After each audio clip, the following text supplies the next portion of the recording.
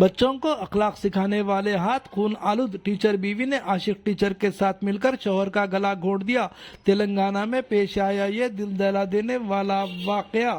جن ہاتھوں میں بچوں کا مستقبل، جن زبانوں پر اخلاقیات، سچائی اور کردار کے سبق ہوتے ہیں، جب وہی ہاتھ خون سے رگے نکلے تو یہ صرف ایک قتل نہیں بلکہ پورے سماج، تعلیمی نظام اور استاد جیسے مقدس پیشے کا قتل ہوتا ہے۔ تلنگانہ کے ناگر کرنول ضلع کے اچم پیٹ میں پیش آیا یہ واقعہ ایک ایسی ہی شرمناک داستان ہے جو استاد کے نام پر بدنما داغ ہے۔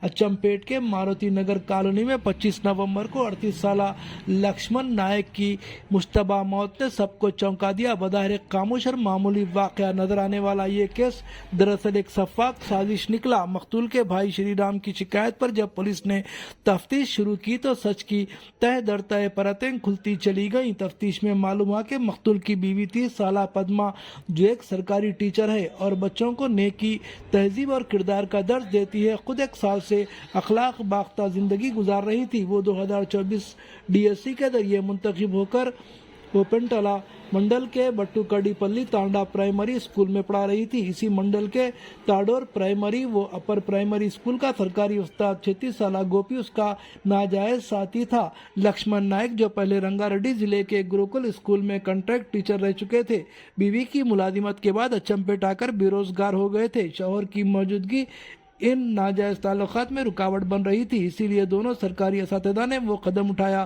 جس کا تصور بھی روح کو لرزا دیتا ہے۔ 24 نومبر کی رات جب شوہر گہری نیند میں تھا، اسی بیوی نے اپنے عاشق کے ساتھ مل کر اس کے منہ اور ناک پر کپڑا رکھ کر دم گھونٹ دیا۔ ایک انسان کو سوتے میں مار دینا، وہ بھی اپنے ہی شریک حیات کو، یہ صرف قتل نہیں بلکہ انسانیت کی انتہا درجے کی بے حرمتی ہے۔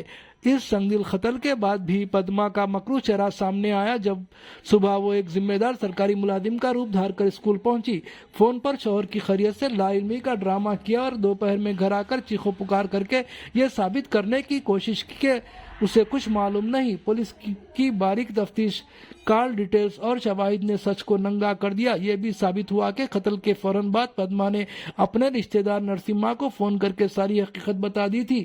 اچم پیٹ کے سرکل انسپکٹر ناگا راجو کی قیادت میں پولیس نے دونوں قاتل اساتذہ کو گرفتار کر لیا۔ چہارشنبے کو دونوں کو عدالت میں پیش کیا گیا، جہاں جونیئر سول کورٹ کے جج نے 14 دن کی عدالتی ریمانڈ پر جیل بھیج دیا۔ جو لوگ کل تک بچوں کو سبق پڑھا رہے تھے، آج وہ سلاخوں کے پیچھے اپنی ہی بد کرداری کا حساب دے رہے ہیں۔